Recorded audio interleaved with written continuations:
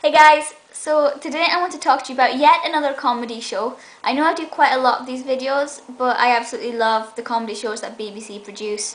Or I say most of them. There was one on last night which was not funny at all, but I'm not even going to mention that one. But today I'm going to be talking about Would I Lie to You or WILTY. And this has been on since 2007. Well, the first series started in 2007, the fourth series started last week.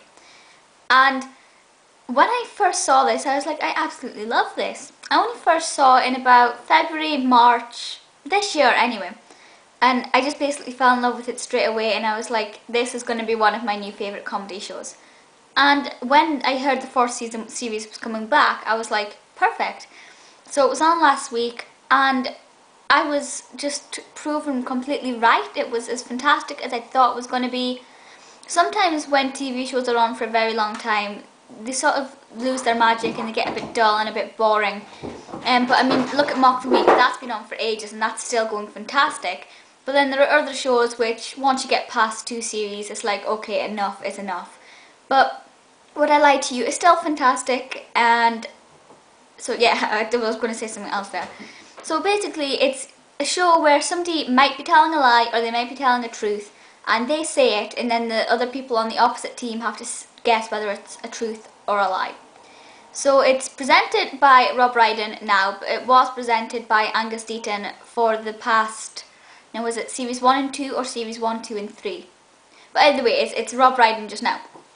And you have two team captains. On that team it's David Mitchell, and on that team it is Mack. I can't remember who's on the red team and who's on the blue team.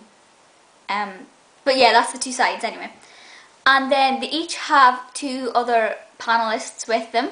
So I'm trying to think, who was it last? Well, this week David Mitchell had Fern Brydon and who was it? Oh, my memory is awful. Somebody else anyway. And Mack had Martin Clunes and somebody else. But they were the sort of two highlights of it anyway. And then there are various rounds and things. For example, you've got quickfire round, which is where they say quickfire lies, and they have a couple of minutes the other team have a couple of minutes to work out whether the person is lying or telling the truth. For example, they might say, I don't know, well, one of Fern's, I'm not going to tell you whether it was a true or a lie or not, but one of Fern's was she once had a job as a postman, but had to give up because she couldn't ride the bike. And then they ask her a couple of questions, try and find out whether it seems like she's lying or not.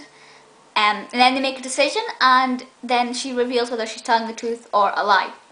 There's also a round called This Is My, when a random person comes onto the stage, and each of the panellists whose turn it is have to make up a story. So for example, one of them say, this is, then their name, and this person was my chauffeur for 5 years, or this is, and they taught me to swim. And then the opposite team would sort of quiz the three other panellists on their stories and see which one sort of holds up the most and which one seems the most believable, the most plausible, and then they'll guess. And I think that This Is My round is my favourite, just because, put it this way, I'm always wrong. When it's the This Is My round, I'm never ever right. But there have been some really good things. There are loads of different sort of little rounds and things, but they all revolve around lying and telling the truth. Now the panellists don't make up the lies. They have cards in front of them and they'll pick one up, and sometimes it'll say a truth and they'll read out their truth and they've provided that truth. But sometimes it'll be a complete lie which they've apparently never seen before, so they have literally 10 seconds to think of a story in their head that goes with it. And that must be incredibly, incredibly hard. I mean, I can't think of an idea off the top of my head. Like if I picked up a card just now and said, I once skydived for charity. Now, I've never done that, and I don't know if I ever would. But I couldn't think of a story for that, you know. You'd have to think of what charity, when was it, what year, who else did it, and there's so much you have to sort of think about in the space of no time at all, really. And then you're going to get all these questions thrown at you, and some of the questions are very clever and they're very sly and they do trip people up, and that's the beauty of the show. You never know what's going to happen. You don't know what questions are going to be asked. You don't know what the lie is going to be, and quite often the things that you think are clearly a lie are the truth, and some things that can be plausible, totally made up. But a lot of the things are quite outrageous to make it more sort of fun. So that is just absolutely perfect. I love the structure of the show. It's a half-hour long, which I think is the perfect time. Okay, I'd rather it was like an hour long just because I love the show. But maybe if you don't love it and you just like it and watch it because it's on, I think a half hour is a really, really good time for this. So yeah, so basically everything is perfect about it. It's kind of different to other shows. I mean, it's the sort of the typical, the panel layout, which I like, you know, Mock the Week, QI, they're all in panels, which I love. But I think the factor where you're being told whether you're lying or not is really nice, because it's not just making jokes about random stories. It's actually quite the opposite, actually. The target person isn't making the jokes, the people are making jokes about them. And there's just so much lovely stuff said. And there's quite a lot of pop at David Mitchell as well. Like, if you, I can't think of any example off the top of my head today. But like, say for example, he said something really posh anyway, and they'll just be like, yeah, that's plausible. Oh, or something was like, he said one time, I have one friend, and then Mack said, yep, true, you know, saying David only has one friend, which is just really sweet actually, it's quite funny. But yeah, so the structure itself is fantastic. Like I said, it started this week, well, last week, and it's on every, oh crumbs, what day is it on? Wednesday? Thursday? I'll check the listings and I'll tell you. But it's on once a week just now anyway, because the 4th series has just started. But there are lots on YouTube. I went on the Wikipedia page this morning, and there's like a big episode list of all the episodes and the celebrity contestants and things. Usually it's like one comedian and one random person. And there have been quite a few that I haven't seen. I mean, I won't lie, typical.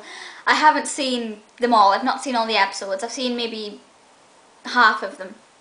But I had a look through the list, and there are some really good guest people that I want to see. Well, the ones I've seen, first of all, you've got things like Fern Britton, Tara Palmer-Tompkinson, which was quite funny. Claudia Winkleman, Dara O'Brien, Martin Clunes, as I said. Jason Manford's in it quite a lot. I've seen one of Frankie Boyle's, but I think he's been in it 3 times. I could be wrong. Yeah. But the other ones I wanted to see, I jotted them down quickly. The first ever episode has Duncan Bannatyne, or Ducan, as he's now called, and Natalie Cassidy in it, so I absolutely have to see this first episode. That is on YouTube. I checked that a couple of minutes ago, so I'm definitely going to watch that as soon as I can. John Barrowman was also in one, which I need to see the one with John Barrowman, I need to. Russell Howard's been in 1 or 2, and I need to see them. I'm surprised I haven't actually. But yeah, so there's quite a few different celebrities in, and there's always going to be, I think I've never seen an episode where I don't like one of the panellists. I mean, I might not have heard of some of them, but there's always somebody in it who's like my favourite. Like in last week's Fern Britton, you know, I absolutely adore Fern, so I was really happy to see Fern there. So there's always going to be somebody who I absolutely adore, so that is brilliant. I think that's all I have to say about the show. It is definitely worth watching, that is no lie, and it is just one of the best shows on BBC ever. Last week's is still on iPlayer. Like I said, most of the episodes have been put on YouTube, so they're not going to be hard to watch, I don't think. It's also probably, I don't know if it's aired in the States, because I know the States have BBC America, but I don't know what's actually shown on there. If anybody knows, please let me know. But yeah, that's all I have to say about this show. It is fantastic. Sorry, the cats are going crazy again. And this is one show I'd love to be part of. Sorry, my cats are insane. I don't know what I'm feeding them, but I'm changing their food. It's some rubbish biscuity stuff, but I'm changing it because they are mental. But yeah, I'm getting off track again because of the cats. Definitely worth watching. Fantastic show. Feel free to leave comments and things and let me know your thoughts on this. And I will see you in my next video, which is going to be very exciting to make because there's a TV show back on TV tonight, which I've waited for like for 9, 10, 11 months or something. So I will tell you all about that tomorrow, and I can't wait to see that. But until then, I will see you next time. Bye guys!